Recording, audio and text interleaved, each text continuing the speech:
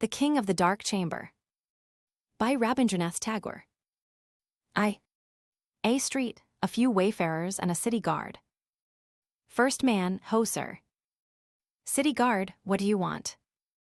Second man, "Which way should we go? We are strangers here. Please tell us which street we should take." City guard, "Where do you want to go?" Third man, "To where those big festivities are going to be held, you know. Which way do we go?" City guard, "One street is quite as good as another here. Any street will lead you there. Go straight ahead and you cannot miss the place. Exit." First man, "Just hear what the fool says. Any street will lead you there. Where, then, would be the sense of having so many streets?" Second man, "You needn't be so awfully put out at that, my man. A country is free to arrange its affairs in its own way. As for roads in our country, well, they are as good as non-existent, narrow and crooked lanes, a labyrinth of ruts and tracks. Our king does not believe in open thoroughfares. He thinks that streets are just so many openings for his subjects to fly away from his kingdom. It is quite the contrary here. Nobody stands in your way, nobody objects to your going elsewhere if you like to, and yet the people are far from deserting this kingdom. With such streets, our country would certainly have been depopulated in no time." First man, "My dear Janardon, I have always noticed that this is a great fault in your character." Janardon, "What is?" First man, "That you are always having a fling at your country. How can you think that open highways may be good for a country? Look here, Condalia, here is a man who actually believes that open highways are the salvation of a country."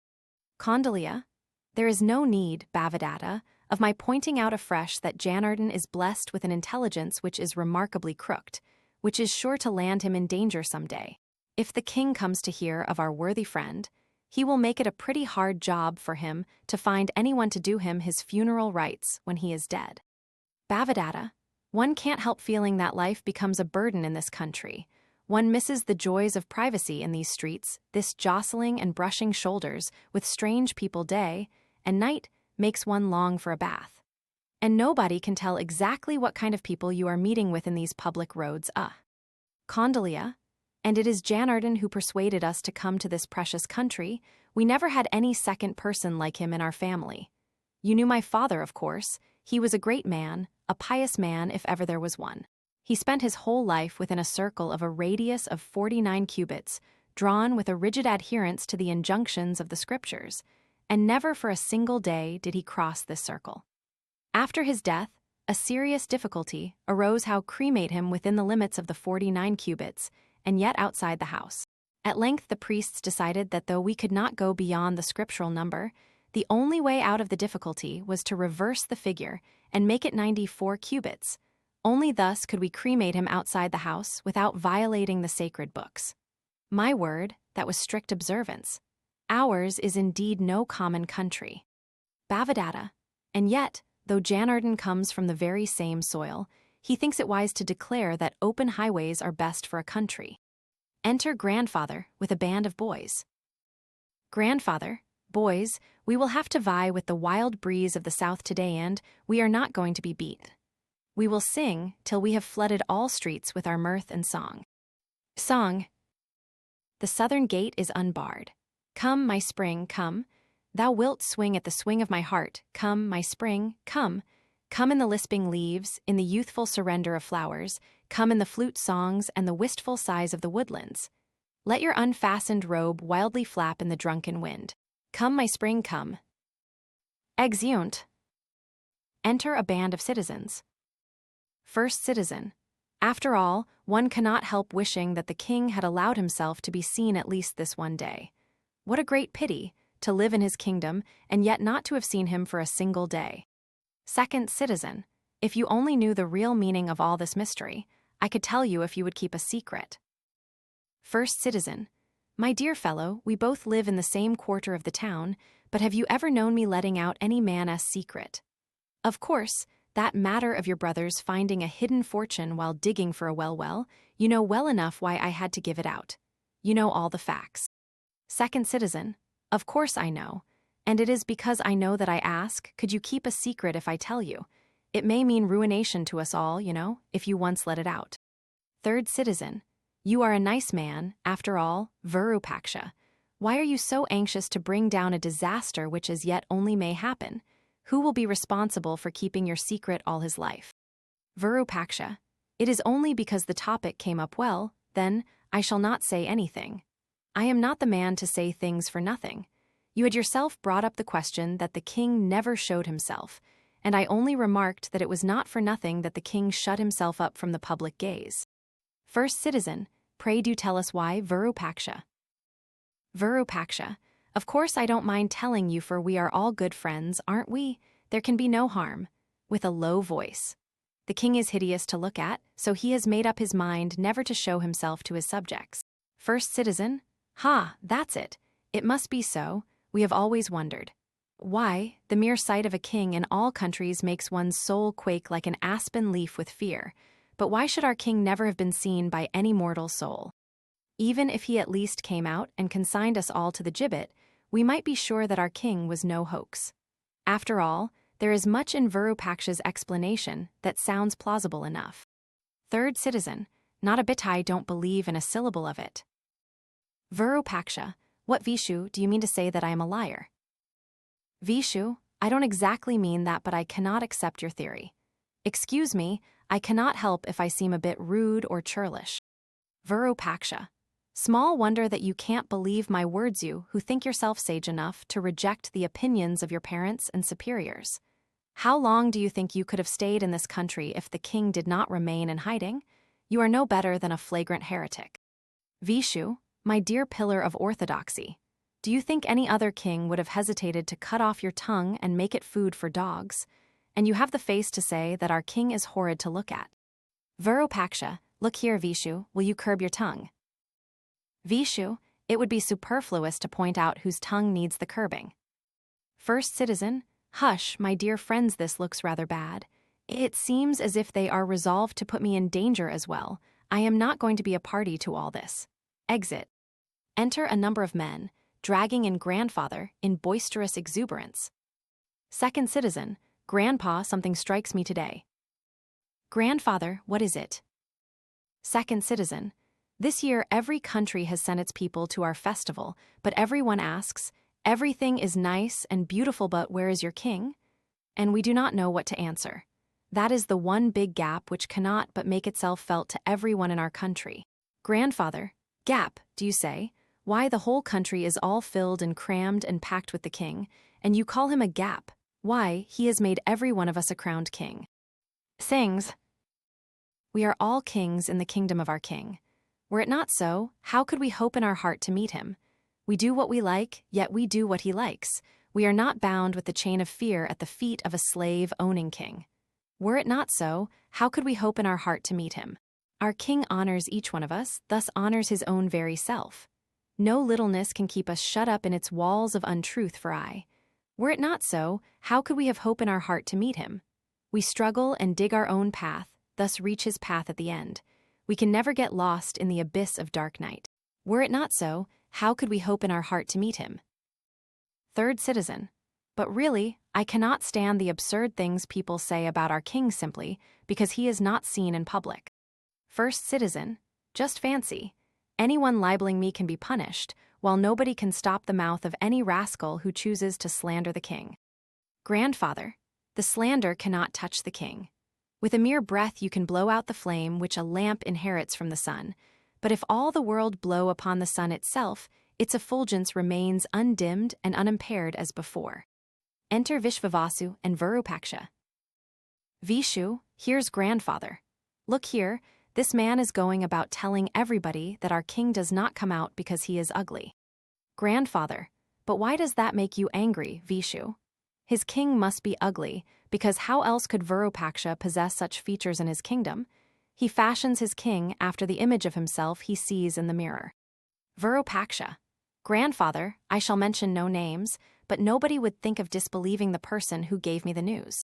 Grandfather, who could be a higher authority than yourself? Virupaksha, but I could give you proofs. First citizen, the impudence of this fellow knows no bounds. Not content with spreading a ghastly rumor with an unabashed face, he offers to measure his lies with insolence. Second citizen, why not make him measure his length on the ground? Grandfather, why so much heat, my friends? The poor fellow is going to have his own festive day by singing the ugliness of his king. Go along, Virupaksha, you will find plenty of people ready to believe you.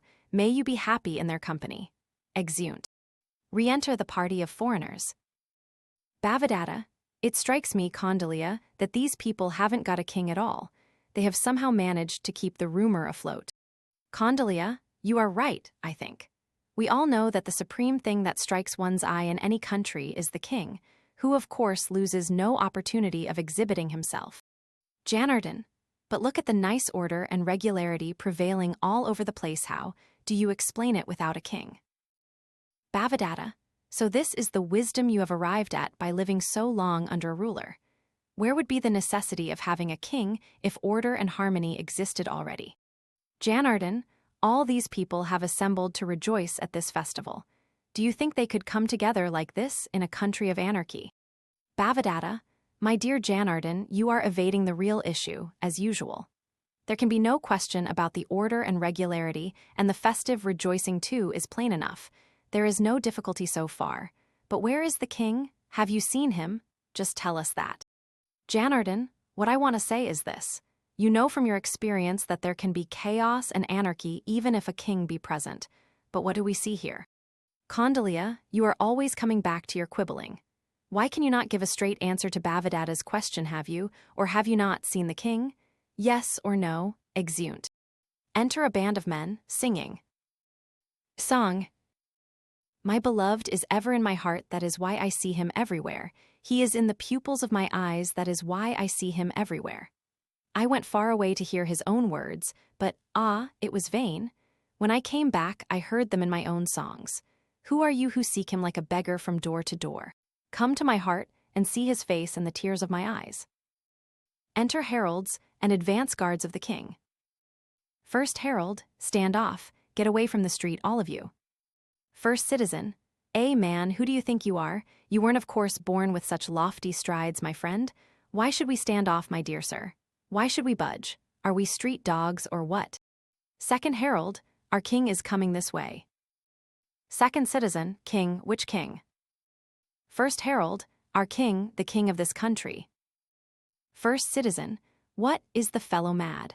Whoever heard of our king coming out heralded by these vociferous gentry? Second herald, the king will no longer deny himself to his subjects. He is coming to command the festivities himself. Second citizen, brother, is that so? Second herald, look, his banner is flying over there. Second citizen, yes, that is a flag indeed. Second herald, do you see the red I Kimshuk/I flower painted on it? Second citizen, yes, it is the I Kimshuk/I indeed. What a bright scarlet flower. First herald, well, do you believe us now? Second citizen, I never said I didn't. That fellow Kumbha started all this fuss. Did I say a word? First herald, perhaps, though a pot-bellied man, he is quite empty inside. An empty vessel sounds most, you know. Second herald, who is he? Is he any kinsman of yours? Second citizen, not at all. He is just a cousin of our village chief's father-in-law, and he does not even live in the same part of our village with us. Second herald, just so. He quite looks the seventh cousin of somebody's father-in-law, and his understanding appears also to bear the stamp of uncle-in-lawhood. Kumbha, alas, my friends, many a bitter sorrow has given my poor mind a twist before it has become like this. It is only the other day that a king came and paraded the streets, with as many titles in front of him as the drums that made the town hideous by their din. What did I not do to serve and please him? I rained presents on him, I hung about him like a beggar, and in the end, I found the strain on my resources too hard to bear. But what was the end of all that pomp and majesty? When people sought grants and presents from him, he could not somehow discover an auspicious day in the calendar, though all days were red-letter days when we had to pay our taxes. Second herald, do you mean to insinuate that our king is a bogus king like the one you have described? First herald, Mr. Uncle-in-law, I believe the time has come for you to say goodbye to auntie-in-law. Kumbha, please, sirs, do not take any offense. I am a poor creature, my sincerest apologies, sirs. I will do anything to be excused. I am quite willing to move away as far as you like. Second herald, all right, come here and form a line. The king will come just now, we shall go and prepare the way for him. They go out. Second citizen, my dear Kumbha, your tongue will be your death one day. Kumbha, friend Madhav, it isn't my tongue, it is fate. When the bogus king appeared, I never said a word, though that did not prevent my striking at my own feet with all the self-confidence of innocence. And now, when perhaps the real king has come, I simply must blurt out treason. It is fate, my dear friend. Madhav, my faith is, to go on obeying the king. It does not matter whether he is a real one or a pretender. What do we know of kings that we should judge them? It is like throwing stones in the dark. You are almost sure of hitting your mark. I go on obeying and acknowledging. If it is a real king, well and good. If not, what harm is there? Kumbha, I should not have minded if the stones were nothing better than stones. But they are often precious things. Here, as elsewhere, extravagance lands us in poverty, my friend. Madhav, look, there comes the king. Ah, a king indeed. What a figure, what a face. Whoever saw such beauty, lily white, creamy soft. What now, Kumbha, what do you think now? Kumbha, he looks all right, yes. He may be the real king for all I know. Madhav, he looks as if he were molded and carved for kingship. A figure too exquisite and delicate for the common light of day. Enter the king. Transcriber's note. The author indicates the trumped-up king as king in this play, enclosing the word king in double quotes to help us distinguish the impostor from the real one. Madhav, prosperity and victory attend thee, O king. We have been standing here to have a sight of thee since the early morning. Forget us not, your majesty, in your favors. Kumbha, the mystery deepens. I will go and call grandfather. Goes out. Enter another band of men. First man, the king. Come along quick, the king is passing this way. Second man, do not forget me, O king. I am Vivajadatta, the grandson of Udyadatta of Kushalivastu. I came here at the first report of thy coming. I did not stop to hear what people were saying. All the loyalty in me went out towards thee, O monarch, and brought me here. Third man, rubbish, I came here earlier than you before the cock crow. Where were you then? O king, I am Bhadrasna of Vikramasthali. Deign to keep thy servant in thy memory. King, I am much pleased with your loyalty and devotion. Vivajadatta, your majesty, many are the grievances and complaints we have to make to thee. To whom could we turn our prayers so long, when we could not approach thy august presence? King, your grievances will all be redressed. Exit. First man, it won't do to lag behind. Boys, the king will lose sight of us if we get mixed up with the mob. Second man, see there, look what that fool Narottam is doing. He has elbowed his way through all of us and is now sedulously fanning the king with a palm leaf. Madhav, indeed. Well, the sheer audacity of the man takes one's breath away. Second man, we shall have to pitch the fellow out of that places he fit to stand beside the king. Madhav, do you imagine the king will not see through him? His loyalty is obviously a little too showy and profuse. First man, nonsense. Kings can't scent hypocrites as we do. I should not be surprised if the king be taken in by that fool's strenuous fanning. Enter Kumbha with grandfather. Kumbha, I tell you he has just passed by this street. Grandfather, is that a very infallible test of kingship? Kumbha, oh no, he did not pass unobserved. Not one or two men, but hundreds and thousands on both sides of the street have seen him with their own eyes. Grandfather, that is exactly what makes the whole affair suspicious. Whenever has our king set out to dazzle the eyes of the people by pomp and pageantry? He is not the king to make such a thundering row over his progress through the country. Kumbha, but he may just have chosen to do so on this important occasion. You cannot really tell. Grandfather, oh yes, you can. My king cherishes no weathercock fancy, no fantastic vein. Kumbha, but grandfather, I wish I could only describe him. So soft, so delicate and exquisite like a waxen doll. As I looked on him, I yearned to shelter him from the sun, to protect him with my whole body. Grandfather, fool, oh precious ass that you are. I king a waxen doll and you to protect him. Kumbha, but seriously, grandpa, he is a superb god, a miracle of beauty. I do not find a single other figure in this vast assembly that can stand beside his peerless loveliness. Grandfather, If my king chose to make himself shown, your eyes would not have noticed him. He would not stand out like that amongst others. He is one of the people. He mingles with the common populace. Kumpa, but did I not tell you I saw his banner? Grandfather, what did you see displayed on his banner? Kumpa, it had a red eye kimshuk/eye flower, painted on it. The bright and glittering scarlet dazzled my eyes. Grandfather, I/eye king has a thunderbolt within a lotus painted on his flag. Kumpa, but everyone is saying the king is out in this festival. I everyone/I. Grandfather, why so he is, of course. But he has no heralds, no army, no retinue, no music bands or lights to accompany him. Kumpa, so none could recognize him in his incognito, it seems. Grandfather, perhaps there are a few that can. Kumpa, and those that can recognize him, does the king grant them whatever they ask for? Grandfather, but they never ask for anything. No beggar will ever know the king. The greater beggar appears like the king to the eyes of the lesser beggar.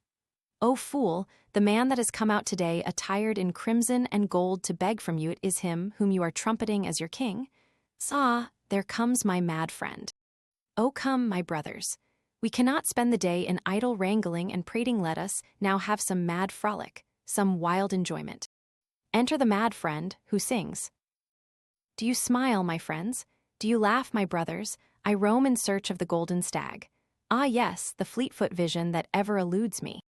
Oh, he flits in glimpses like a flash and then is gone, the untamed rover of the wilds. Approach him, and he is afar in a trice, leaving a cloud of haze and dust before thy eyes. Yet I roam in search of the golden stag, though I may never catch him in these wilds.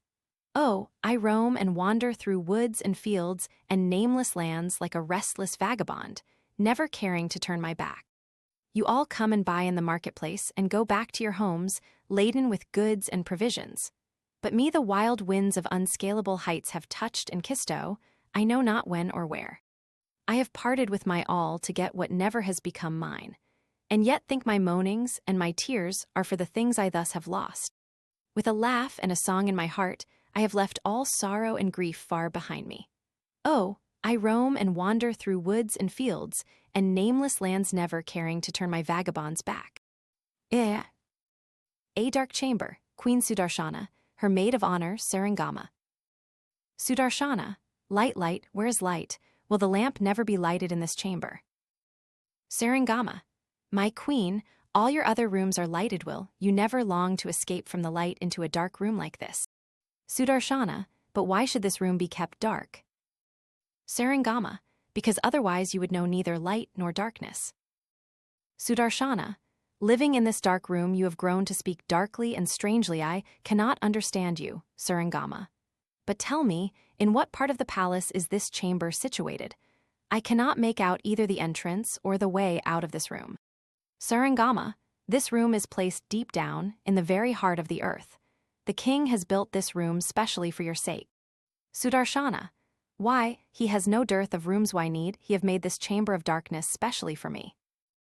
Sarangama, you can meet others in the lighted rooms, but only in this dark room can you meet your lord. Sudarshana, no, no, I cannot live without light. I am restless in this stifling dark. Sarangama, if you can bring a light into this room, I shall give you this necklace of mine. Sarangama, it is not in my power, O queen. How can I bring light to a place which he would have kept always dark? Sudarshana, strange devotion, and yet is it not true that the king punished your father? Sarangama, yes, that is true. My father used to gamble. All the young men of the country used to gather at my father's house, and they used to drink and gamble. Sudarshana, and when the king sent away your father in exile, did it not make you feel bitterly oppressed? Sarangama, oh, it made me quite furious. I was on the road to ruin and destruction. When that path was closed for me, I seemed left without any support, without any succor or shelter. I raged and raved like a wild beast in a cage. How I wanted to tear everyone to pieces in my powerless anger. Sudarshana, but how did you get this devotion towards that same king? Sarangama, how can I tell? Perhaps I could rely and depend on him because he was so hard, so pitiless. Sudarshana, when did this change of feeling take place? Sarangama, I could not tell you, I do not know that myself. A day came when all the rebel in me knew itself beaten, and then my whole nature bowed down in humble resignation on the dust of the earth. And then I saw that he was as matchless in beauty as in terror. Oh, I was saved, I was rescued. Sudarshana, tell me, Surangama, I implore you, won't you tell me what is the king like to look at? I have not seen him yet for a single day. He comes to me in darkness and leaves me in this dark room again. How many people have I not asked, but they all return vague, and dark answers it. Seems to me that they all keep back something. Surangama, to tell you the truth, Queen, I could not say well what he is like. No, he is not what men call handsome. Sudarshana, you don't say so, not handsome. Surangama, no, my queen, he is not handsome. To call him beautiful would be to say far too little about him. Sudarshana, all your words are like that, dark, strange, and vague. I cannot understand what you mean. Surangama, no, I will not call him handsome. And it is because he is not beautiful that he is so wonderful, so superb, so miraculous. Sudarshana, I do not quite understand you, though I like to hear you talk about him. But I must see him at any cost. I do not even remember the day when I was married to him. I have heard mother say that a wise man came before my marriage and said, "He who will wed your daughter is without a second on this earth."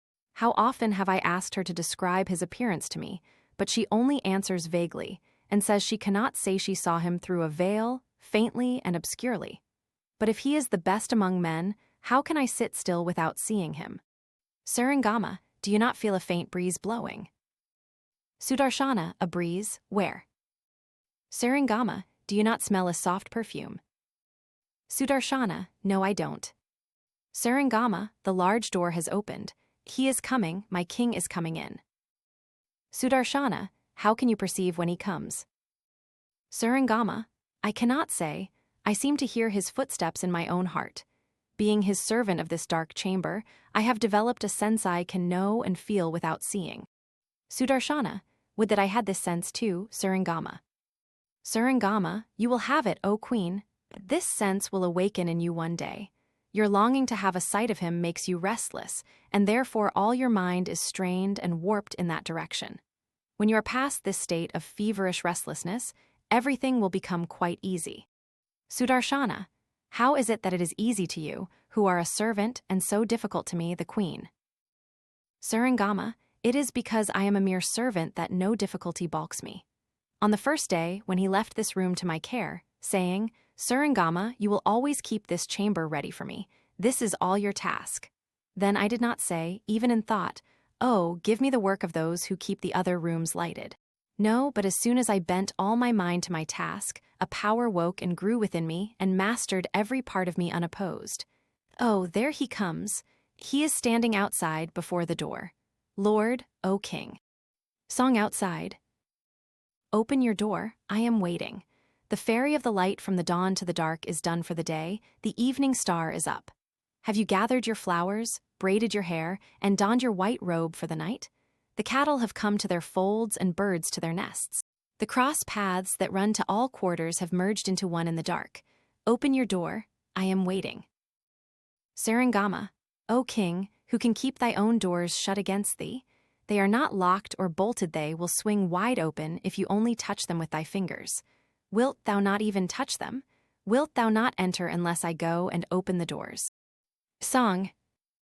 At a breath you can remove my veils, my lord. If I fall asleep on the dust and hear not your call, would you wait till I wake? Would not the thunder of your chariot wheel make the earth tremble? Would you not burst open the door and enter your own house unbidden? Then do you go, O queen, and open the door for him. He will not enter otherwise.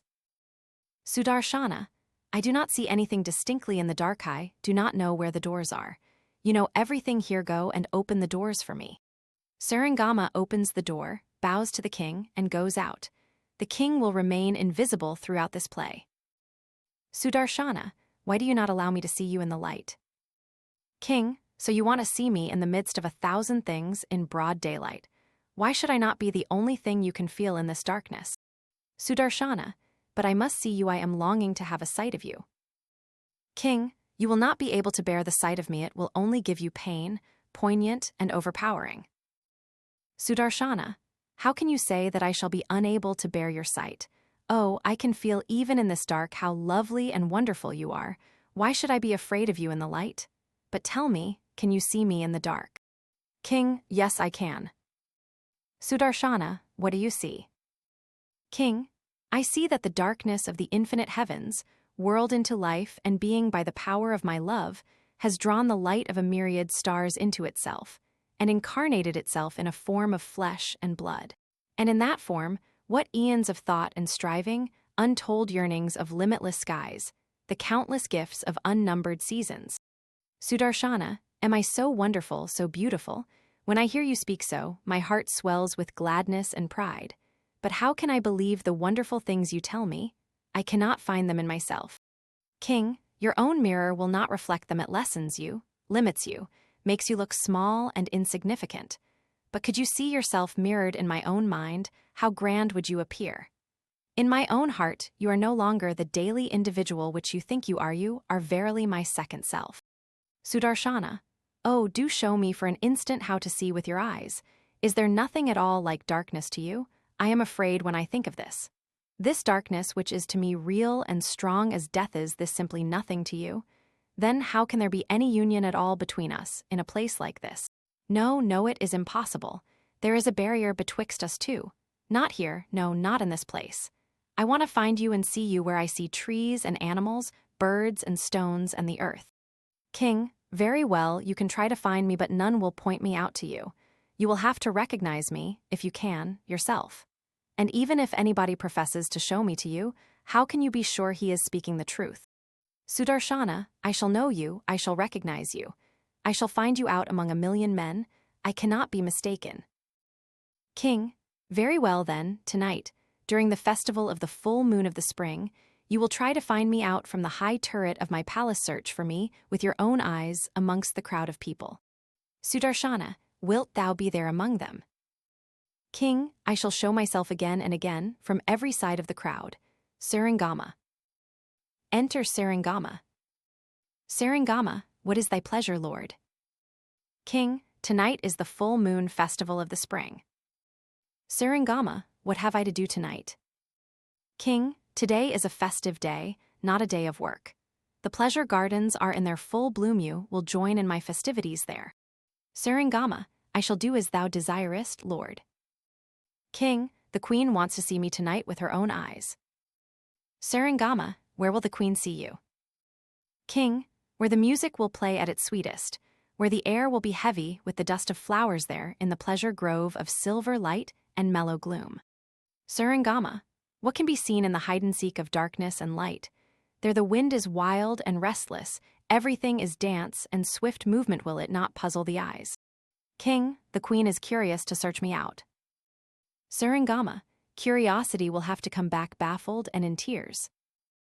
Song. Ah, they would fly away, the restless vagrant eyes, the wild birds of the forest.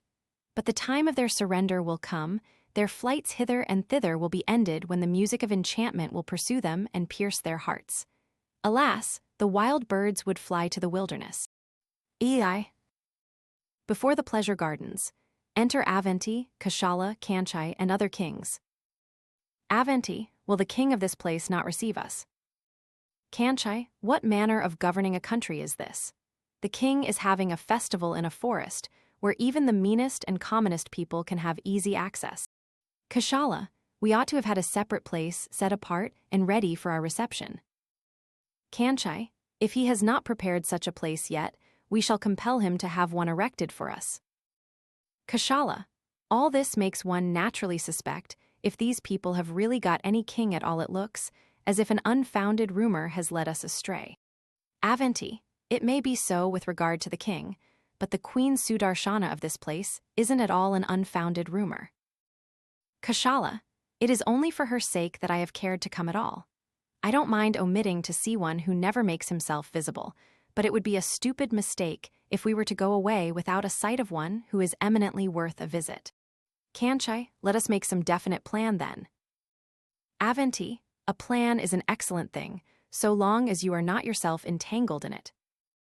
Kanchai, hang it, who are these vermin swarming this way? Here, who are you? Enter grandfather and the boys. Grandfather, we are the jolly band of have-nothings. Avanti, the introduction was superfluous, but you will take yourselves away a little further and leave us in peace. Grandfather, we never suffer from a want of space. We can afford to give you as wide a berth as you like. What little suffices for us is never the bone of contention between any rival claimants. Is not that so, my little friends? They sing. Song. We have nothing, indeed we have nothing at all. We sing merrily fal de ral. Some build high walls of their houses on the bog of the sands of gold. We stand before them and sing fal de ral. Pickpockets hover about us and honor us with covetous glances. We shake our empty pockets and sing fal de ral. When death, the old hag, steals to our doors, we snap our fingers at her face, and we sing in a chorus with gay flourishes fal de ral. Kanchai, look over there, Kashala, who are those coming this way? A pantomime. Somebody is out masquerading as a king.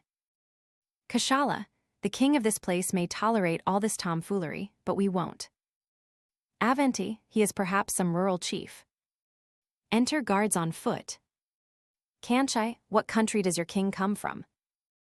First soldier, he is the king of this country. He is going to command the festivities. They go out. Kashala, what? The king of this country come out for the festivities. Avanti, indeed.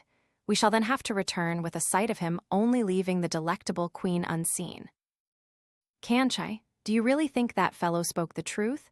Anybody can pass himself off as the king of this kingless country. Can you not see that the man looks like a dressed-up king, much too overdressed? Avanti, but he looks handsome. His appearance is not without a certain pleasing attractiveness. Kanchai, he may be pleasing to your eye, but if you look at him closely enough, there can be no mistaking him. You will see how I expose him before you all. Enter the trumped-up king. King, welcome, princes, to our kingdom. I trust your reception has been properly looked after by my officials. Kings, with feigned courtesy, oh yes, nothing was lacking in the reception. Kanchai, if there was any shortcoming at all, it has been made up by the honor of our sight of your majesty. King, we do not show ourselves to the general public, but your great devotion and loyalty to us has made it a pleasure for us not to deny ourselves to you. Kanchai, it is truly hard for us, your majesty, to bear the weight of your gracious favors. King, we are afraid we shall not be able to stop here long. Kanchai, I have thought so already. You do not quite look up to it. King, in the meantime, if you have any favors to ask of us. Kanchai, we have, but we would like to speak a little more in private. King, to his attendants, retire a little from our presence. They retire. Now you can express your desires without any reserve. Kanchai, there will be no reserve on our partower, only fear is that you might think restraint necessary for yourself. King, oh no, you need have no scruples on that score. Kanchai, come then, do us homage by placing your head on the ground before us. King, it seems my servants have distributed the Varuni spirits too liberally in the reception camps. Kanchai, false pretender, it is you who are suffering from an overdose of arrogant spirits. Your head will soon kiss the dust. King, princes, these heavy jokes are not worthy of a king. Kanchai, those who will jest properly with you are near at hand. General. King, no more, I entreat you. I can see plainly I owe homage to you all. The head is bowing down of itself. There is no need for the application of any sharp methods to lay it low. So here I do my obeisance to you all. If you kindly allow me to escape, I shall not inflict my presence long on you. Kanchai, why should you escape? We will make you king of this place. Let us carry our joke to its legitimate finish. Have you got any following? King, I have. Everyone who sees me in the streets flocks after me. When I had a meager retinue, at first everyone regarded me with suspicion, but now with the increasing crowd their doubts are waning and dissolving. The crowd is being hypnotized by its own magnitude. I have not got to do anything now. Kanchai, that's excellent.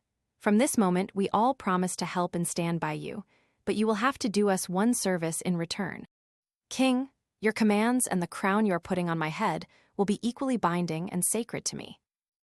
Kanchai, at present we want nothing more than a sight of the Queen Sudarshana. You will have to see to this. King, I shall spare no pains for that. Kanchai, we cannot put much faith on your pains. You will be solely directed by our instructions. But now you can go and join the festivities in the royal arbor with all possible splendor and magnificence. They go out. Enter grandfather and a band of people. First citizen. Grandfather, I cannot help saying yes, and repeating it 500 times that our king is a perfect fraud. Grandfather, why only 500 times? There is no need to practice such heroic self-control. You can say it 5,000 times if that adds to your pleasure. Second citizen, but you cannot keep up a dead lie forever. Grandfather, it has made me alive, my friend. Third citizen, we shall proclaim to the whole world that our king is a lie, the merest and emptiest shadow. First citizen, we shall all shout from our housetops that we have no king. Let him do whatever he likes if he exists. Grandfather, he will do nothing at all. Second citizen, my son died untimely at 25 of raging fever in 7 days. Could such a calamity befall me under the rule of a virtuous king? Grandfather, but you still have got 2 sons left, while I have lost all my 5 children one after another. Third citizen, what do you say now?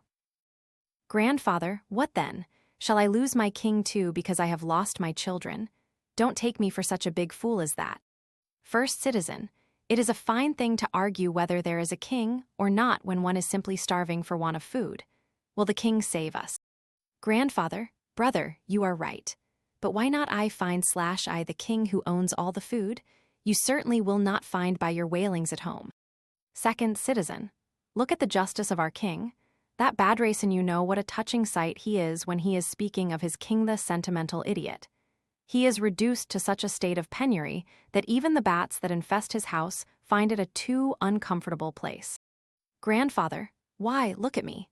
I am toiling and slaving night and day for my king, but I have not yet received so much as a brass farthing for my pains. Third citizen, now what do you think of that? Grandfather, what should I think? Does anyone reward his friends? Go, my friends, and say if you like that our king exists nowhere. That is also a part of our ceremony in celebrating this festival. Iv. Turret of the royal palace, Sudarshana and her friend Rohini. Sudarshana, you may make mistakes, Rohini, but I cannot be mistaken. Am I not the queen? That, of course, must be my king.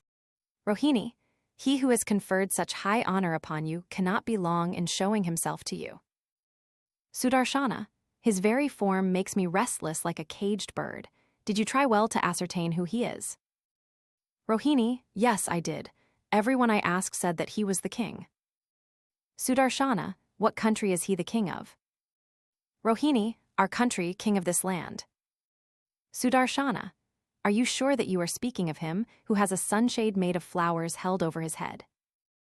Rohini, the same, he whose flag has the I Kimshuk/I flower painted on it. Sudarshana, I recognized him at once, of course, but it is you who had your doubts. Rohini, we are apt to make mistakes, my queen, and we are afraid to offend you in case we are wrong. Sudarshana, would that Sarangama were here, there would remain no room for doubt then. Rohini, do you think her clever than any of us? Sudarshana, oh no, but she would recognize him instantly. Rohini, I cannot believe that she would.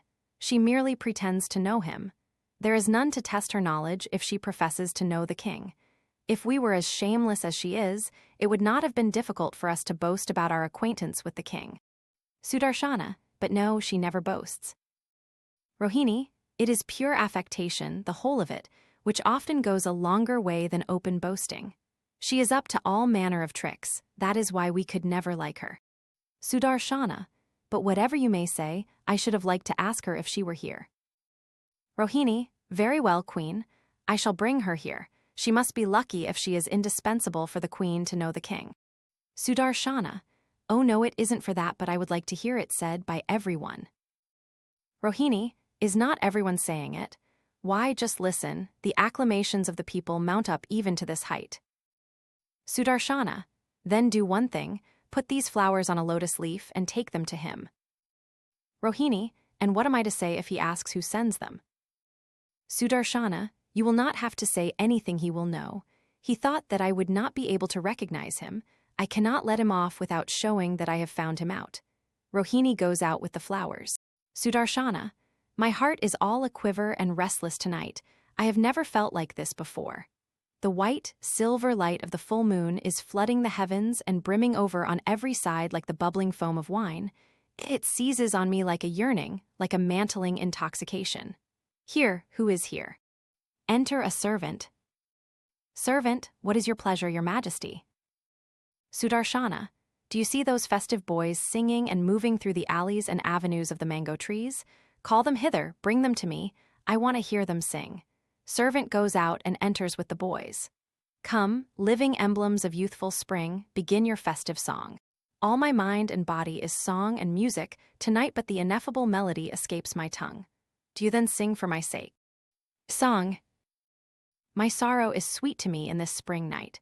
My pain smites at the chords of my love and softly sings. Visions take birth from my yearning eyes and flit in the moonlit sky. The smells from the depths of the woodlands have lost their way in my dreams. Words come in whispers to my ears, I know not from where, and bells in my anklets tremble and jingle in time with my heart thrills. Sudarshana, enough, I cannot bear it anymore. Your song has filled my eyes with tears. A fancy comes to me that desire can never attain its object it need, never attain it. What sweet hermit of the woods has taught you this song? Oh, that my eyes could see him whose song my ears have heard. Oh, how I wish I could wander wrapped and lovely in the thick woodland arbors of the heart. Dear boys of the hermitage, how shall I reward you? This necklace is but made of jewels, hard stones, its hardness will give you pain. I have got nothing like the garlands of flowers you have on. The boys bow and go out. Enter Rohini.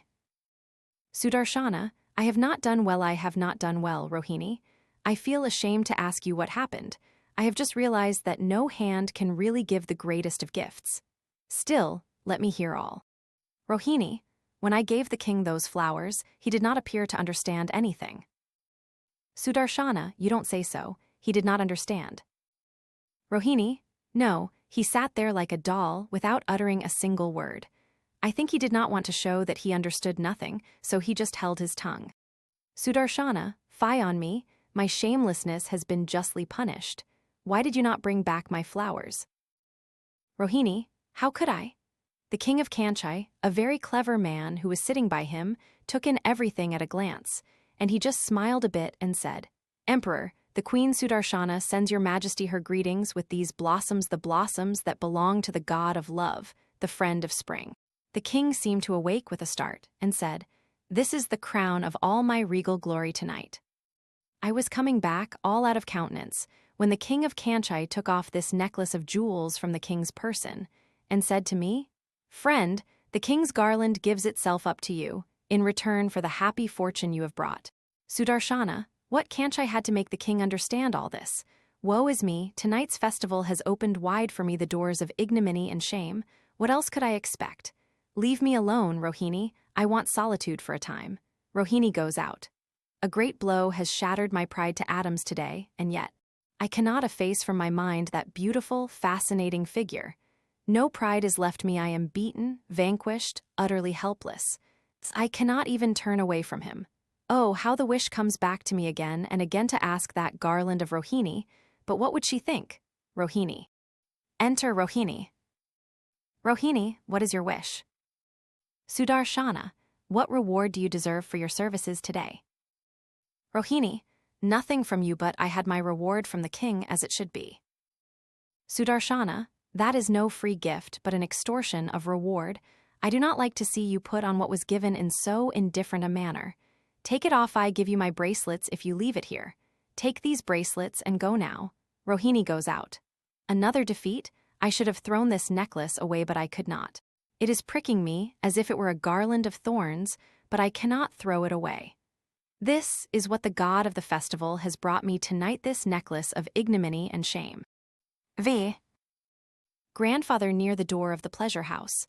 A company of men. Grandfather, have you had enough of it, friends? First man, oh, more than that, Grandpa. Just see, they have made me red all over. None has escaped. Author's note: during the spring festival in India, people throw red powder on each other. In this play, this red powder has been taken to be the symbol of the passion of love. Grandfather, no, did they throw the red dust on the kings too? Second man, but who could approach them? They were all secure inside the enclosures.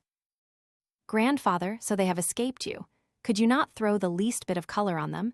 You should have forced your way there. Third man, my dear old man, they have a different sort of red specially to themselves. Their eyes are red. The turbans of their guards and retinue are red too. And the latter flourish their swords about so much that a little more nearness on our part would have meant a lavish display of the fundamental red color. Grandfather, well done, friends always keep them at a distance. They are the exiles of the earth and we have got to keep them so. Third man, I am going home, Grandpa, it is past midnight. Goes out. Enter a band of singers, singing. All blacks and whites have lost their distinction and have become red as the tinge of your feet. Red is my bodice, and red are my dreams. My heart sways and trembles like a red lotus. Grandfather, excellent, my friends, splendid. So you had a really enjoyable time. Singers, oh grand, everything was red. Only the moon in the sky gave us the slip, it remained white. Grandfather, he only looks so innocent from the outside. If you had only taken off his white disguise, you would have seen his trickery. I have been watching what red colors he is throwing on the earth tonight, and yet fancy his remaining white and colorless all the while. Song. With you is my game, love, my love. My heart is mad, it will never own defeat. Do you think you will escape stainless yourself reddening me with red powder? Could I not color your robe with the red pollens of the blossom of my heart? They go out. Enter the king and Kanchai. Kanchai, you must do exactly as I have told you. Let there be no mistake of any kind. King, there shall be no mistake. Kanchai, the Queen Sudarshana's mansions are in the. King, yes, sire, I have seen the place well. Kanchai, what you have got to do is to set fire to the garden, and then you will take advantage of the bustle and confusion to accomplish your object straightway. King, I shall remember. Kanchai, look here, Sir Pretender, I cannot help thinking that a needless fear is troubling us. There is really no king in this country. King, my sole aim is to rid this country of this anarchy. Your common man cannot live without a king, whether a real one or a fraud. Anarchy is always a source of danger. Kanchai, pious benefactor of the people, your wonderful self-sacrifice should really be an example to all of us. I am thinking of doing this extraordinary service to the people myself. They go out. Vi. Rohini, what is the matter? I cannot make out what is all this. To the gardeners. Where are you all going away in such a hurry? First gardener, we are going out of the garden. Rohini, where? Second gardener, we do not know where the king has called us. Rohini, why the king is in the garden, which king has called you? First gardener, we cannot say. Second gardener, the king we have been serving all our life, of course. Rohini, will you all go? First gardener, yes, all we have to go instantly, otherwise we might get into trouble. They go out. Rohini, I cannot understand their words. I am afraid. They are scampering off like wild animals that fly just before the bank of a river breaks down into the water. Enter King of Kashala. Kashala, Rohini, do you know where your king and Kanchai have gone? Rohini, they are somewhere in the garden, but I could not tell you where. Kashala, I cannot really understand their intentions. I have not done well to put my trust in Kanchai. Exit. Rohini, what is this dark affair going on amongst these kings? Something dreadful is going to happen soon. Shall I too be drawn into this affair? Enter Avanti. Avanti, Rohini, do you know where the other princes are? Rohini, it is difficult to say which of them is where. The king of Kashala just passed by in this direction.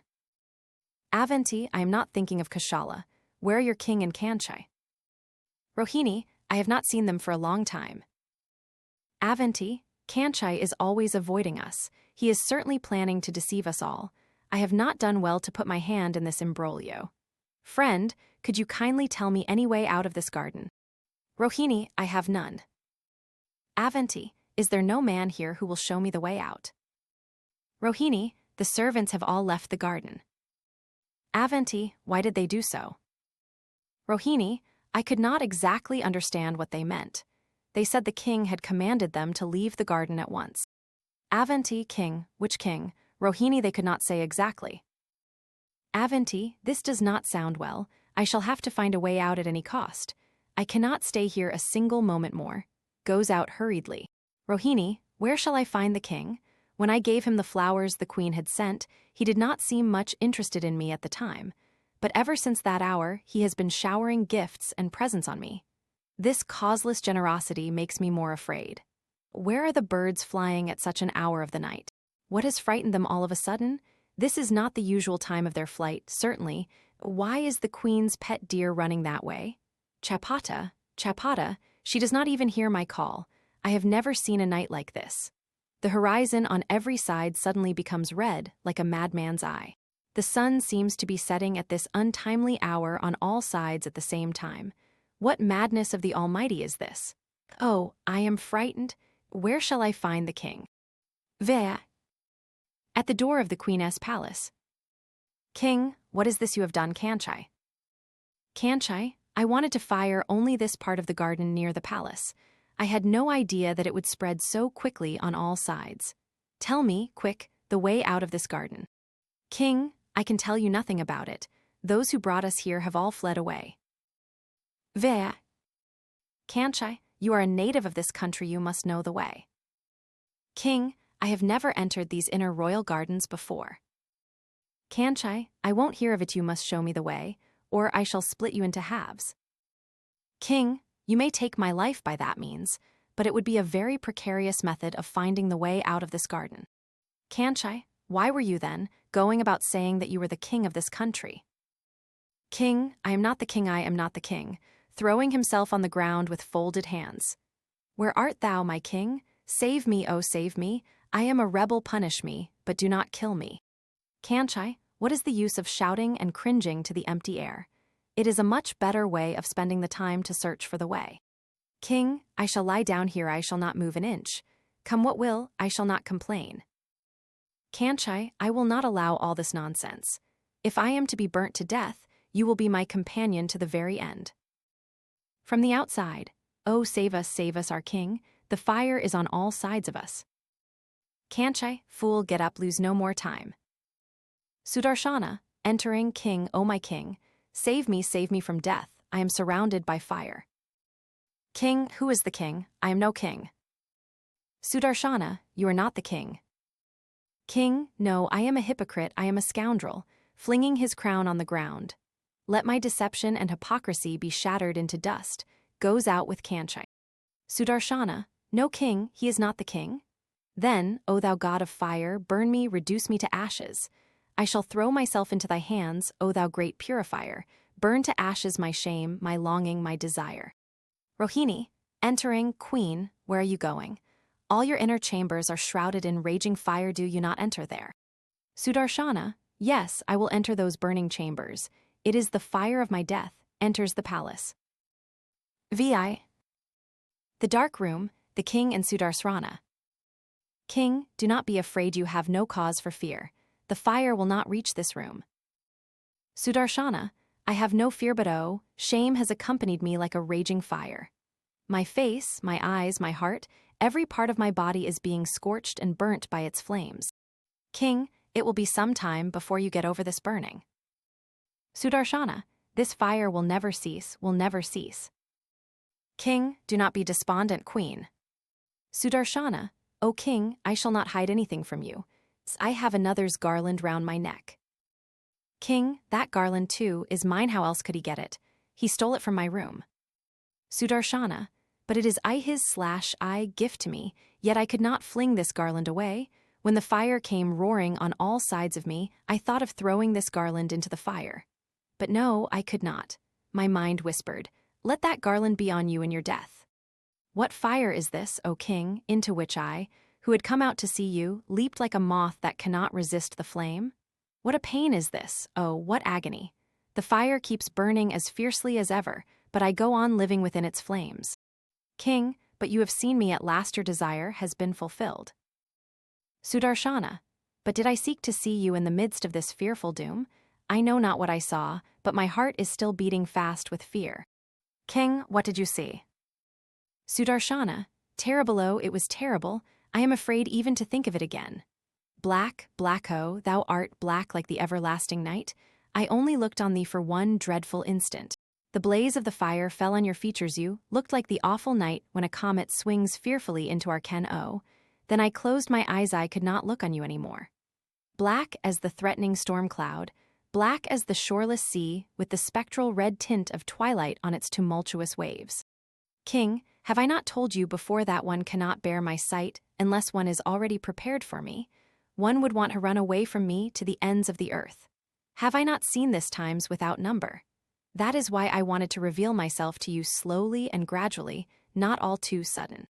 Sudarshana, but sin came and destroyed all your hopes. The very possibility of a union with you has now become unthinkable to me.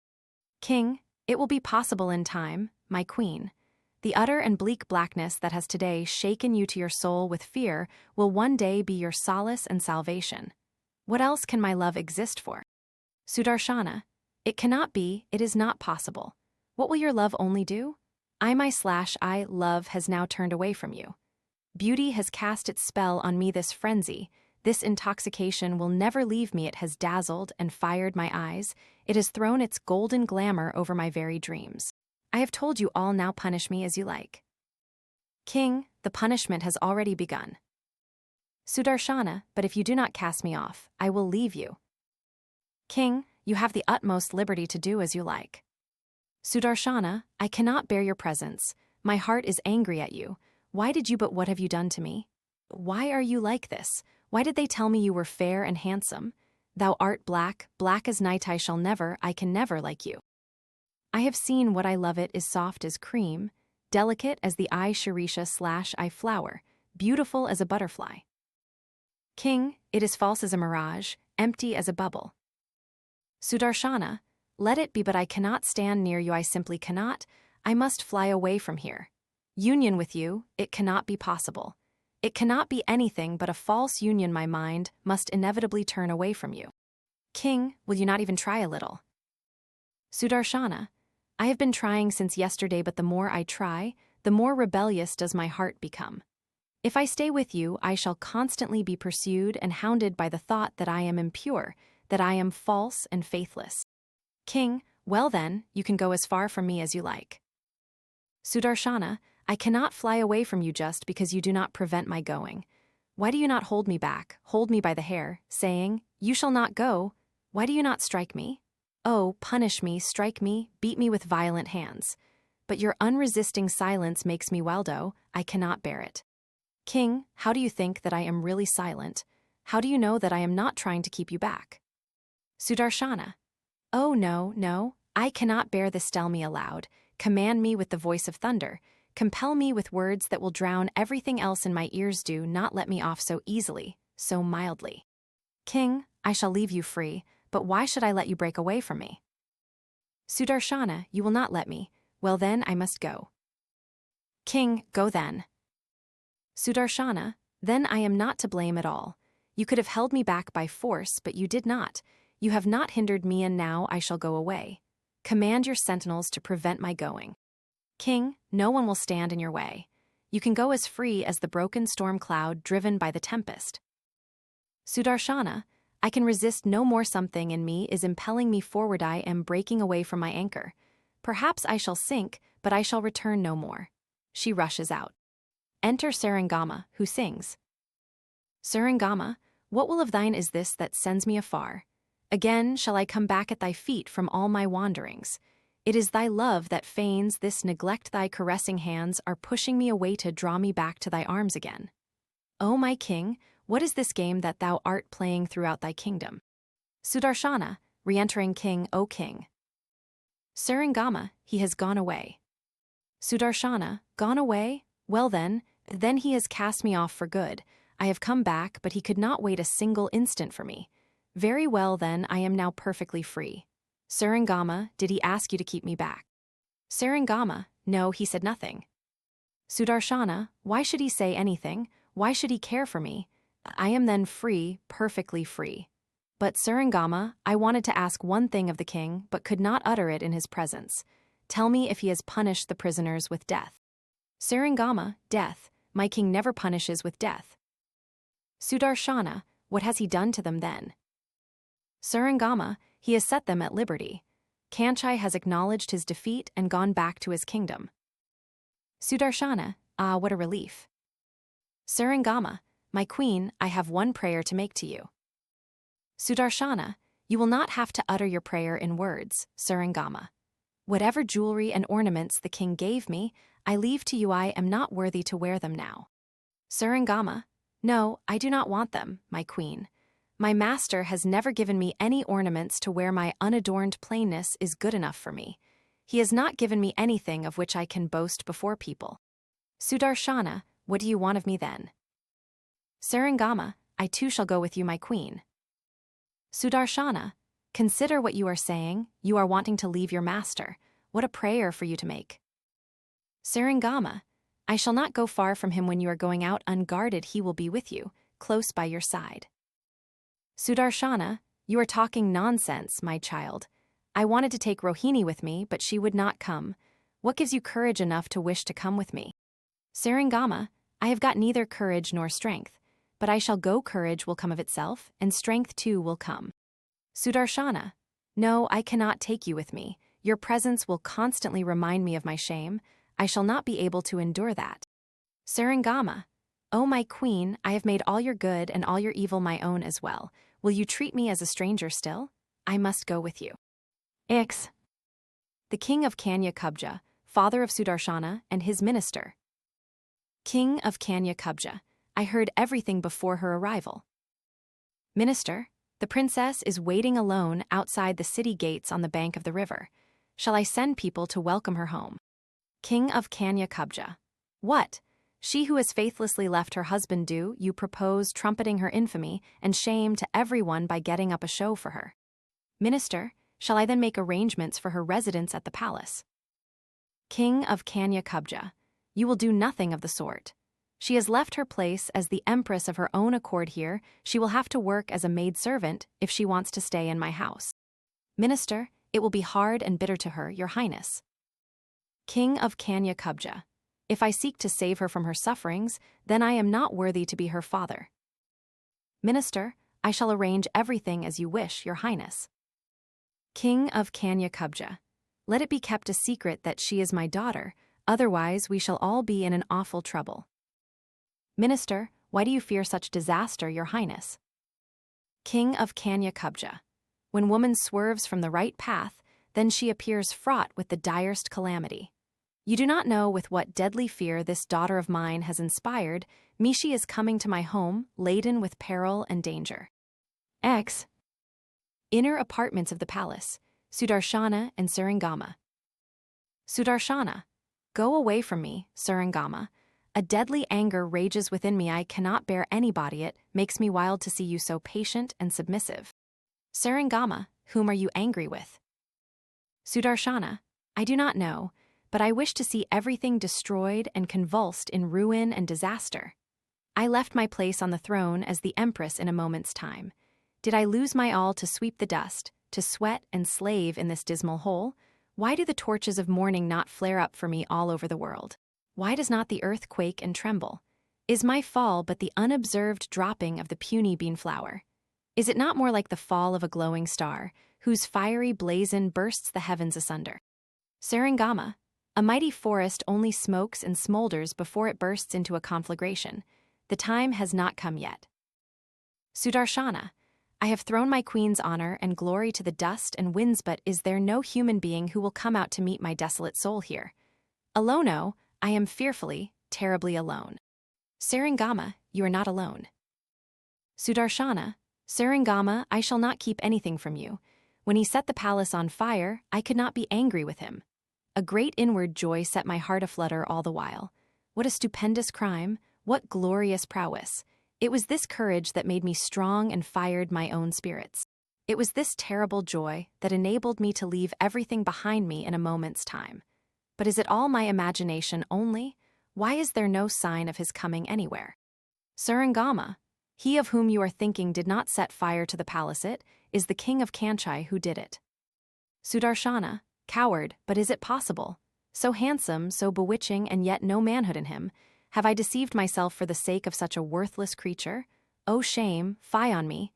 But, Surangama, don't you think that your king should yet have come to take me back? Surangama remains silent. You think I am anxious to go back? Never. Even if the king really came, I should not have returned. Not even once did he forbid me to come away, and I found all the doors wide open to let me out. And the stony and dusty road over which I walked, it was nothing to it that a queen was treading on it. It is hard and has no feelings like your king. The meanest beggar is the same to it as the highest empress. You are silent. Well, I tell you, your king's behavior is mean, brutal, shameful. Surangama, everyone knows that my king is hard, and pitiless. No one has ever been able to move him. Sudarshana, why do you then call him day and night? Surangama, may he ever remain hard and relentless like rock. May my tears and prayers never move him. Let my sorrows be ever mine only, and may his glory and victory be forever.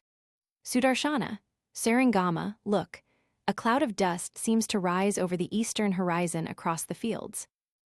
Surangama, yes, I see it. Sudarshana, is that not like the banner of a chariot? Surangama, indeed a banner it is. Sudarshana, then he is coming, he has come at last. Surangama, who is coming? Sudarshana, our king. Who else? How could he live without me? It is a wonder how he could hold out even for these days. Surangama, no, this cannot be the king. Sudarshana, no, indeed, as if you know everything. Your king is hard, stony, pitiless, isn't he? Let us see how hard he can be. I knew from the beginning that he would come, that he would have to rush after me. But remember, Surangama, I never for a single moment asked him to come. You will see how I make your king confess his defeat to me. Just go out, Surangama, and let me know everything. Surangama goes out.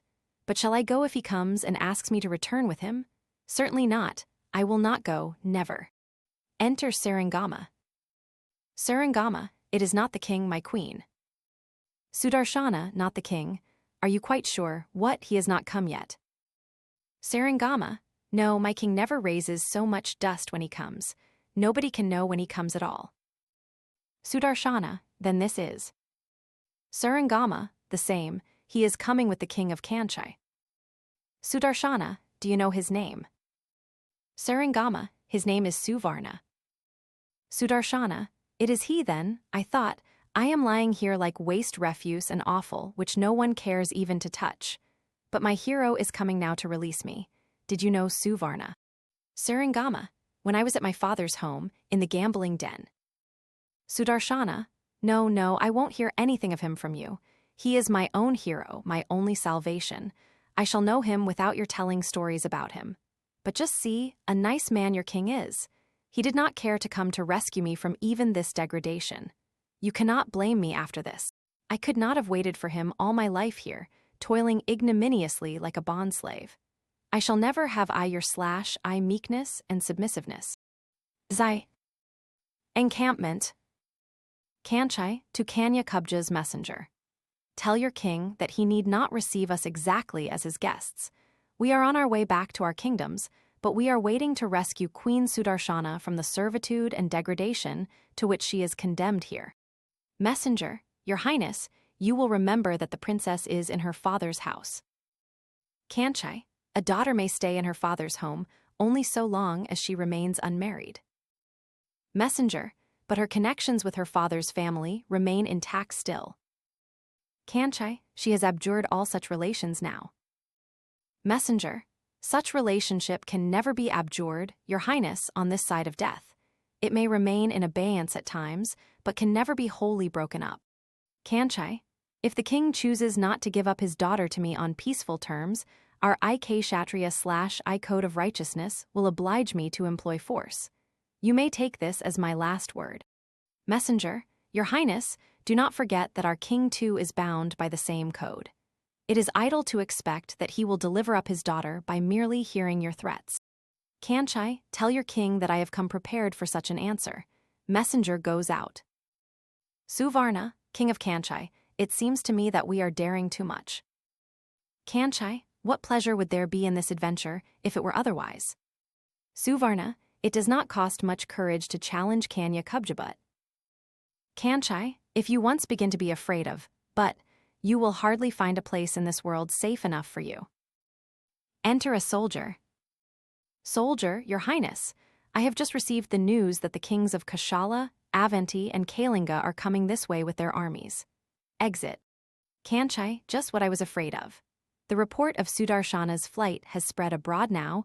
We are going to be in for a general scramble, which is sure to end in smoke. Suvarna, it is useless now, Your Highness. These are not good tidings. I am perfectly certain that it is our emperor himself who has secretly spread the report everywhere. Kanchai, why, what good will it bring him? Suvarna, the greedy ones will tear one another to pieces in the general rivalry and scramble, and he will take advantage of the situation to go back with the booty. Kanchai, now it becomes clear why your king never shows himself. His trick is to multiply himself on every side. Fear makes him visible everywhere. But I will still maintain that your king is but an empty fraud from top to bottom. Suvarna, but please, Your Highness, will you have the kindness to let me off? Kanchai, I cannot let you go. I have some use for you in this affair. Enter a soldier. Soldier, Your Highness, Virat, Panchal, and Vidarbha have come. They have encamped on the other side of the river. Exit. Kanchai, in the beginning we must all fight together. Let the battle with Kanya Kubja first be over, then we shall find some way out of the difficulty. Suvarna, please do not drag me into your plans. I shall be happy if you leave me alone. I am a poor, mean creature, nothing can. Kanchai, look here, king of hypocrites, ways and means are never of a very exalted order. Roads and stairs, and so forth, are always to be trodden under our feet. The advantage of utilizing men like you in our plans is that we have to make use of no mask or illusion. But if I were to consult my prime minister, it would be absurd for me to call theft by any name less dignified than public benefit. I will go now and move the princes about like pawns on the chessboard. The game cannot evidently go on if all the chessmen propose moving like kings. Zaya. Interior of the palace. Sudarshana, is the fight still going on? Sarangama, as fiercely as ever. Sudarshana, before going out to the battle, my father came to me and said, "You have come away from one king, but you have drawn 7 kings after you. I have a mind to cut you up into 7 pieces and distribute them among the princes. It would have been well if he did so." Sarangama. Sarangama, yes. Sudarshana, if your king had the power to save me, could my present state have left him unmoved? Sarangama, my queen, why do you ask me? Have I the power to answer for my king? I know my understanding is dark. That is why I never dare to judge him. Sudarshana, who have joined in this fight? Sarangama, all the 7 princes. Sudarshana, no one else. Sarangama, Suvarna attempted to escape in secret before the fight began, but Kanchai has kept him a prisoner in his camps. Sudarshana, oh, I should have been dead long ago. But, O king, my king, if you had come and helped my father, your fame would have been none the less. It would have become brighter and higher. Are you quite sure, Sarangama, that he has not come? Sarangama, I know nothing for cert. Sudarshana, but since I came here, I have felt suddenly many a time as if somebody were playing on a I-Vina/I below my window. Sarangama, there is nothing impossible in the idea that somebody indulges his taste for music there. Sudarshana, there is a deep thicket below my window. I try to find out who it is every time I hear the music, but I can see nothing distinctly. Sarangama, perhaps some wayfarer rests in the shade and plays on the instrument. Sudarshana, it may be so, but my old window in the palace comes back to my memory. I used to come after dressing in the evening and stand at my window, and out of the blank darkness of our lampless meeting place used to stream forth strains and songs and melodies, dancing and vibrating in endless succession and overflowing profusion, like the passionate exuberance of a ceaseless fountain. Sarangama, O deep and sweet darkness, the profound and mystic darkness whose servant I was. Sudarshana, why did you come away with me from that room? Sarangama, because I knew he would follow us and take us back. Sudarshana, but no, he will not come. He has left us for good. Why should he not? Sarangama, if he can leave us like that, then we have no need of him. then he does not exist for us. Then that dark chamber is totally empty and void. No Vina ever breathed its music there, none called you or me in that chamber. Then everything has been a delusion and an idle dream. Enter the doorkeeper. Sudarshana, who are you? Doorkeeper, I am the porter of this palace. Sudarshana, tell me quickly what you have got to say. Doorkeeper, our king has been taken prisoner. Sudarshana, prisoner, O Mother Earth, faints. Zi, king of Kanchai and Suvarna. Suvarna, you say then that there will be no more necessity of any fight amongst yourselves. Kanchai, no, you need not be afraid. I have made all the princes agree that he whom the queen accepts as her husband will have her, and the others will have to abandon all further struggle. Suvarna, but you must have done with me now, your highness, so I beg to be let off now. Unfit as I am for anything, the fear of impending danger has unnerved me and stunned my intellect. You will therefore find it difficult to put me to any use. Kanchai, you will have to sit there as my umbrella holder. Suvarna, your servant is ready for anything, but of what profit will that be to you? Kanchai, my man, I see that your weak intellect cannot go with a high ambition in you. You have no notion yet with what favor the queen looked upon you. After all, she cannot possibly throw the bridal garland on an umbrella-bearer's neck in a company of princes, and yet, I know, she will not be able to turn her mind away from you. So, on all accounts, this garland will fall under the shade of my regal umbrella. Suvarna, your highness, you are entertaining dangerous imaginings about me. I pray you, please do not implicate me in the toils of such groundless notions. I beg your highness most humbly, pray set me at liberty. Kanchai, as soon as my object is attained, I shall not keep you one moment from your liberty. Once the end is attained, it is futile to burden oneself with the means. Ziva. Sudarshana and Saringama at the window. Sudarshana, must I go to the assembly of the princes then? Is there no other means of saving father's life? Saringama, the king of Kanchai has said so. Sudarshana, are these the words worthy of a king? Did he say so with his own lips? Saringama, no, his messenger Suvarna brought this news. Sudarshana, woe is me. Saringama, and he produced a few withered flowers and said, tell your queen that the drier and more withered these souvenirs of the spring festival become, the fresher and more blooming do they grow within in my heart. Sudarshana, stop, tell me no more, do not torment me any more. Saringama, look, there sit all the princes in the great assembly. He who has no ornament on his person, except a single garland of flowers round his crown, he is the king of Kanchai.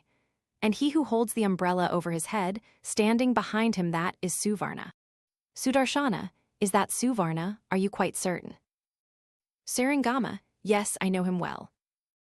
Sudarshana, can it be that it is this man that I saw the other day? No, I saw something mingled and transfused and blended with light and darkness, with wind and perfume. No, it cannot be he, that is not he. Saringama, but every one admits that he is exceedingly beautiful to look at. Sudarshana, how could that beauty fascinate me? Oh, what shall I do to purge my eyes of their pollution?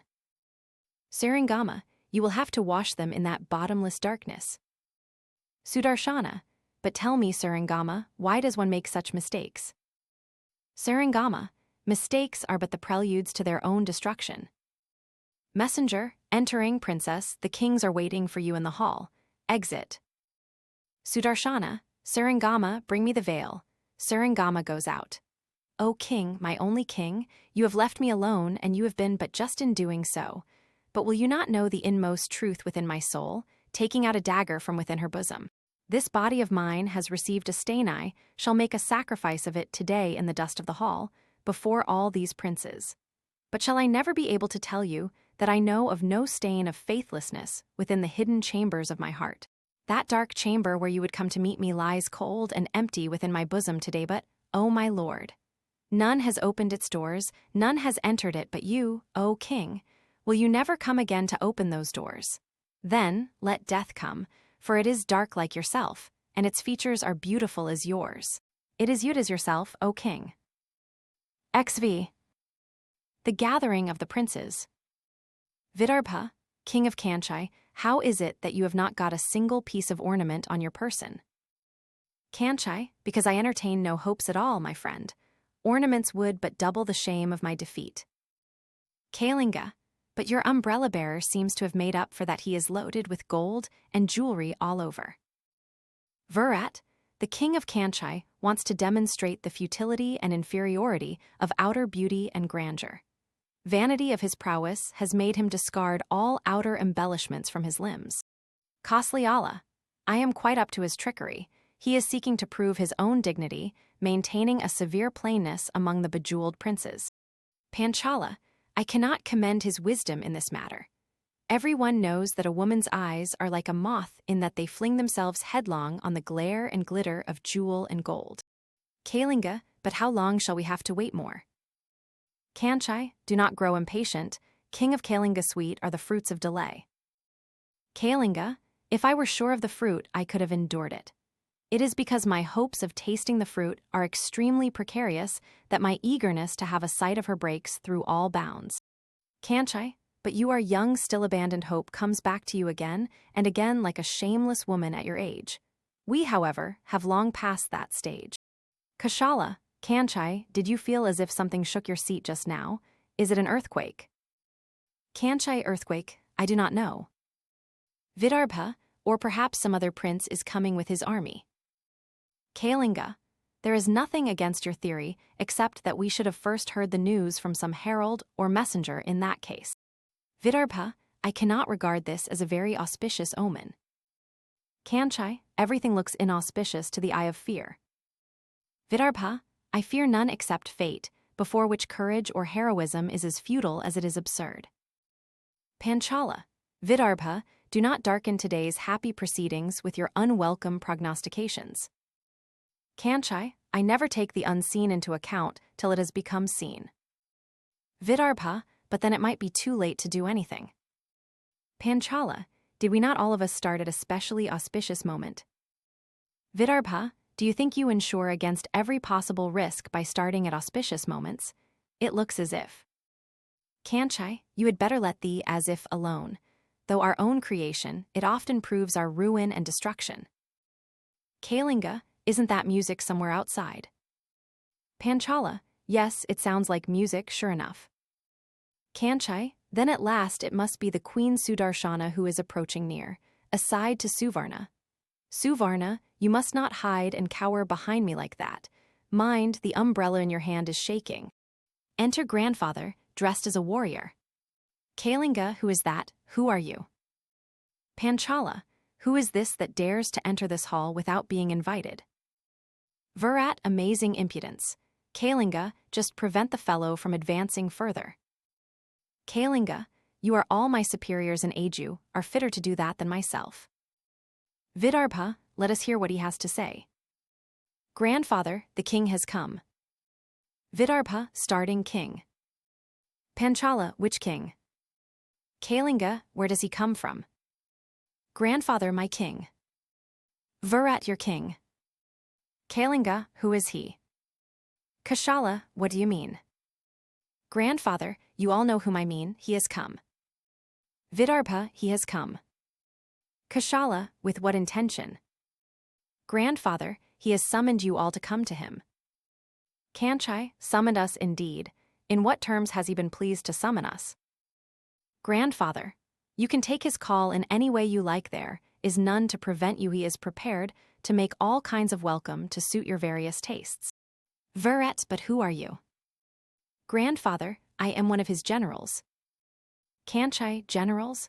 It is a lie. Do you think of frightening us? Do you imagine that I cannot see through your disguise? We all know you well and you pose as a general before us. Grandfather, you have recognized me to perfection. Who is so unworthy as I to bear my king's commands? And yet it is he who has invested me with these robes of a general and sent me here. He has chosen me before greater generals and mightier warriors. Kanchai, all right, we shall go to observe the proprieties and amenities on a fitting occasion, but at present we are in the midst of a pressing engagement. He will have to wait till this little function is over. Grandfather, when he sends out his call, he does not wait. Kashala, I shall obey his call, I am going at once. Vidarpa, Kanchai, I cannot agree with you in your proposal to wait till this function is over. I am going. Kalinga, you are older than I am, I shall follow you. Panchala, look behind you, Prince of Kanchai, your regal umbrella is lying in the dust. You have not noticed when your umbrella holder has stolen away. Kanchai, all right, General. I too am going, but not to do him homage. I go to fight him on the battleground. Grandfather, you will meet my king in the field of battle. That is no mean place for your reception.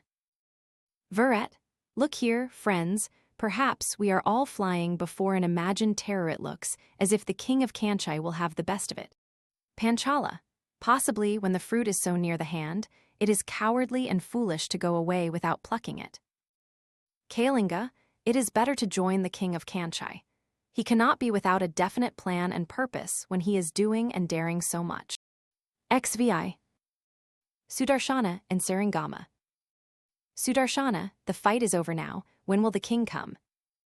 Saringama, I do not know myself. I am also looking forward to his coming. Sudarshana, I feel such a throb of joy, Saringama, that my breast is positively aching. But I am dying with shame too. How shall I show my face to him? Saringama, go to him in utmost humility and resignation, and all shame will vanish in a moment. Sudarshana, I cannot help confessing that I have met with my uttermost defeat for all the rest of my life, but pride made me claim the largest share in his love so long. Everyone used to say, I had such wonderful beauty, such graces and virtues.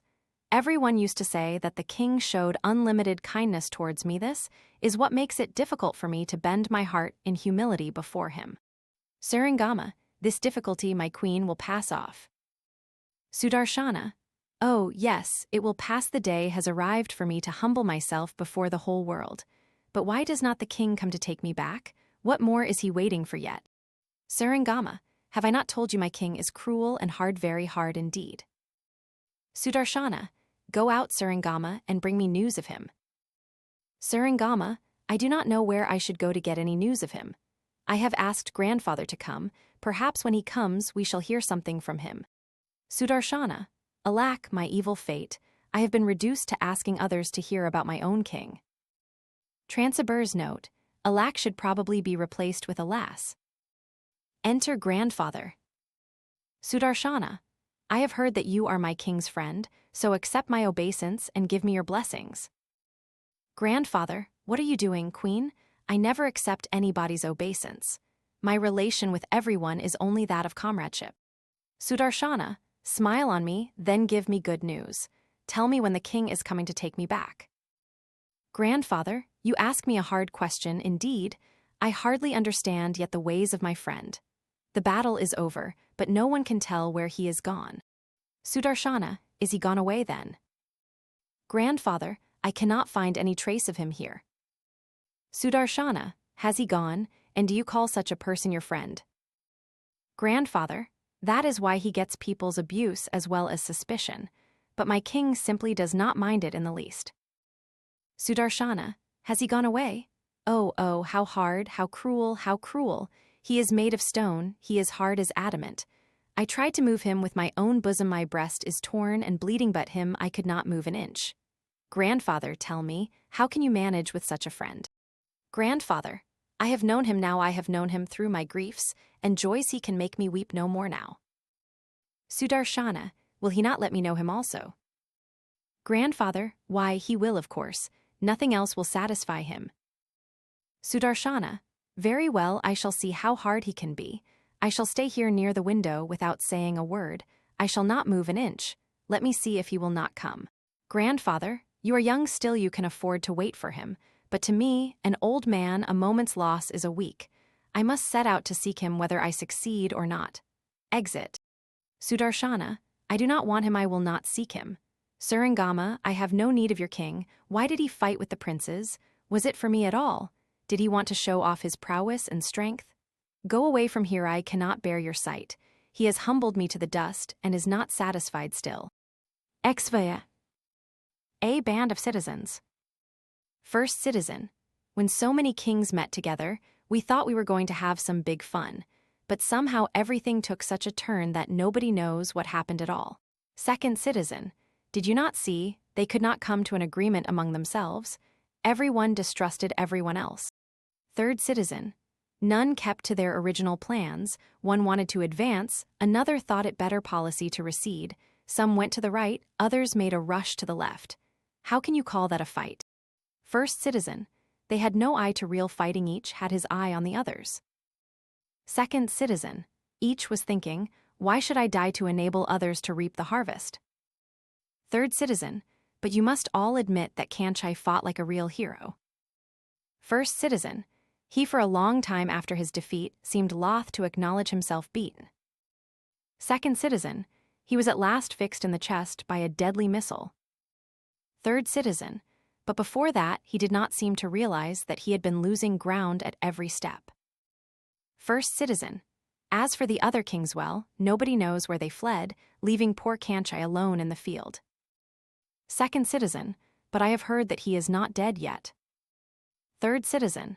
No, the physicians have saved him, but he will carry the mark of his defeat on his breast till his dying day. First citizen. None of the other kings who fled has escaped, they have all been taken prisoners. But what sort of justice is this that was meted out to them? Second citizen. I heard that everyone was punished except Kanchai, whom the judge placed on his right on the throne of justice, putting a crown on his head. Third citizen. This beats all mystery hollow. Second citizen. This sort of justice, to speak frankly, strikes us as fantastic and capricious. First citizen. Just so. The greatest offender is certainly the king of Kanchai. As for the others, greed of gain now pressed them to advance, now they drew back in fear. Third citizen. What kind of justice is this, I ask? It is as if the tiger got scot-free, while his tail got cut off. Second citizen. If I were the judge, do you think Kanchai would be whole and sound at this hour? There would be nothing left of him altogether. Third citizen. They are great, high justices, my friends. Their brains are of a different stamp from ours. First citizen. Have they got any brains at all, I wonder? They simply indulge their sweet whims, as there are none to say anything to them from above. Second citizen. Whatever you may say, if we had the governing power in our hands, we should certainly have carried on the government much better than this. Third citizen. Can there be any real doubts about that? That of course goes without saying. XVI. The street, grandfather and Kanchai. Grandfather, what prince of Kanchai you here? Kanchai, your king has sent me on the road. Grandfather, that is a settled habit with him. Kanchai, and now, no one can get a glimpse of him. Grandfather, that too is one of his amusements. Kanchai, but how long more will he elude me like this? When nothing could make me acknowledge him as my king, he came all of a sudden like a terrific tempest God knows, from wherein scattered my men and horses and banners in one wild tumult. But now, when I am seeking the ends of the earth to pay him my humble homage, he is nowhere to be seen. Grandfather, but however big an emperor he may be, he has to submit to him that yields. But why have you come out at night, prince? Kanchai, I still cannot get rid of the feeling of a secret dread of being laughed at by people when they see me meekly doing my homage to your king, acknowledging my defeat. Grandfather, such indeed is the people. What would move others to tears only serves to move their empty laughter. Kanchai, but you too are on the road, grandfather. Grandfather, this is my jolly pilgrimage to the land of losing everything. Sings.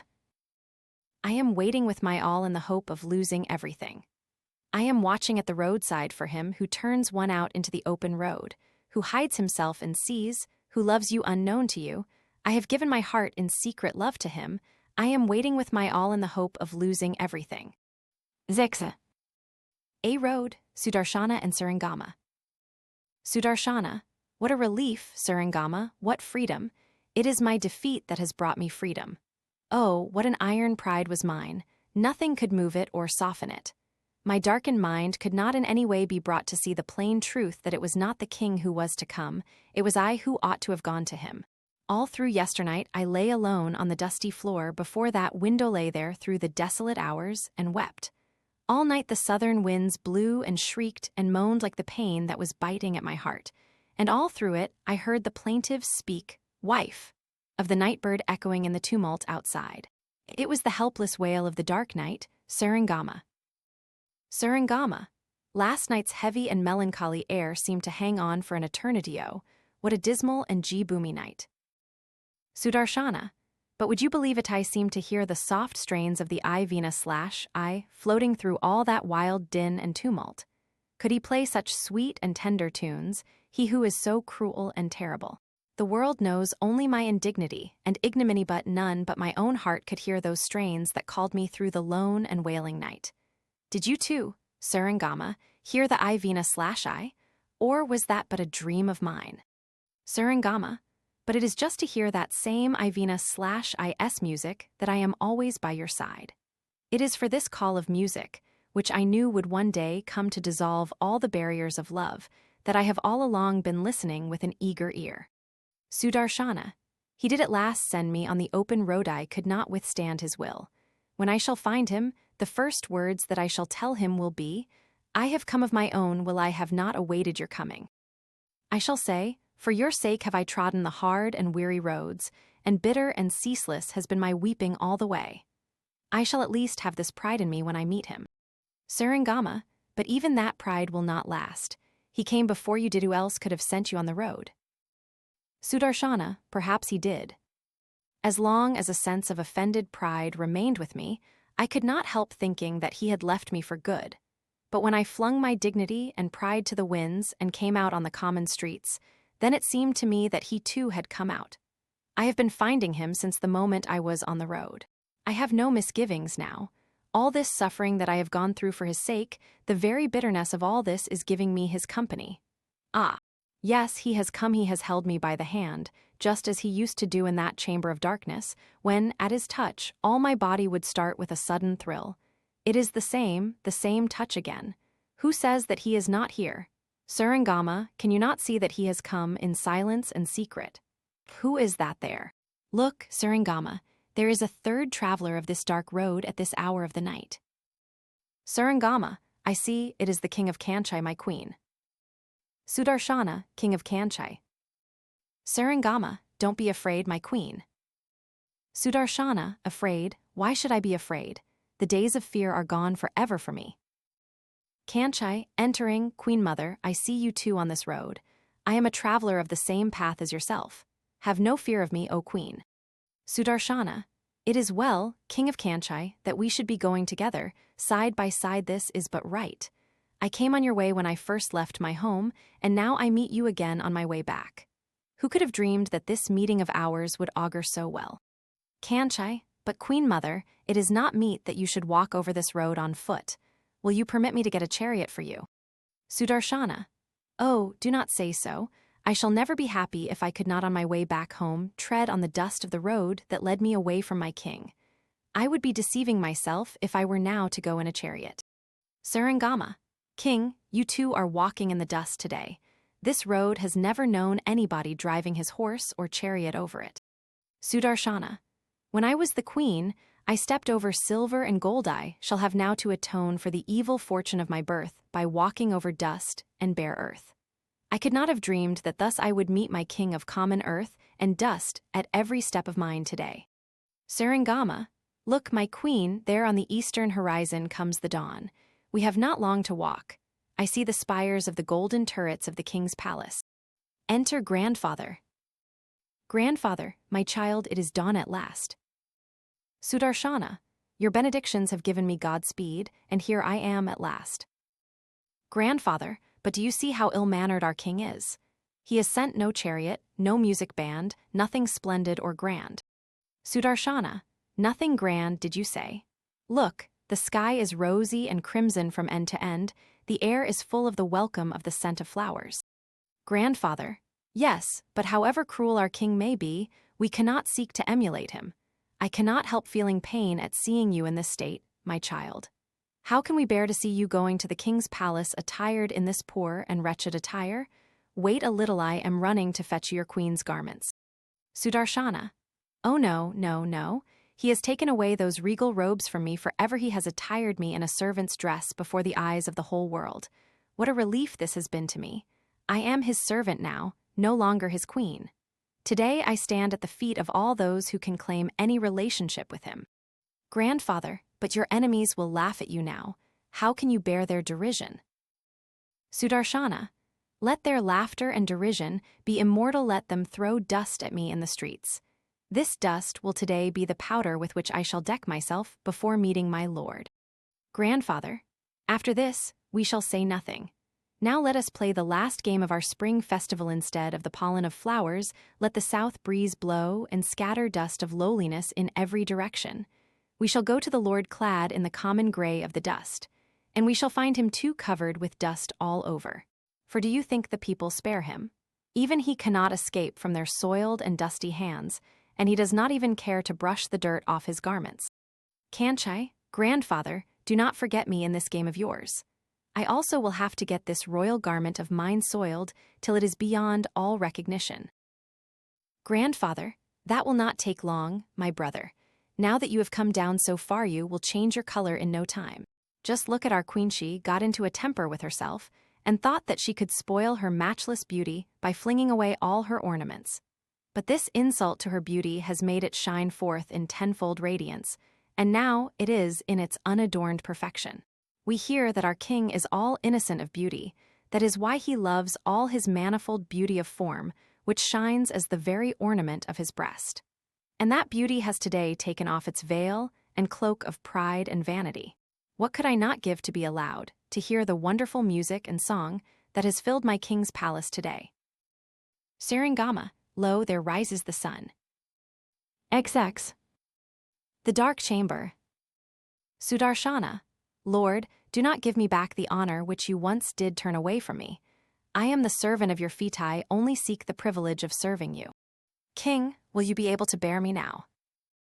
Sudarshana, oh yes, yes, I shall. Your sigh repelled me because I had sought to find you in the pleasure garden, in my queen's chambers. There even your meanest servant looks handsomer than you. That fever of longing has left my eyes forever. You are not beautiful, my lord, you stand beyond all comparisons. King, that which can be comparable with me lies within yourself.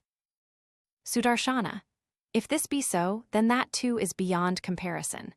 Your love lives in me, you are mirrored in that love, and you see your face reflected in me. Nothing of this mine, it is all yours, O Lord. King, I open the doors of this dark room today. The game is finished here. Come with me now, come outside, I into the light, /I. Sudarshana, before I go, let me bow at the feet of my Lord of Darkness, my cruel, my terrible, my peerless one. The end. Thanks for listening to The King of the Dark Chamber by Rabindranath Tagore.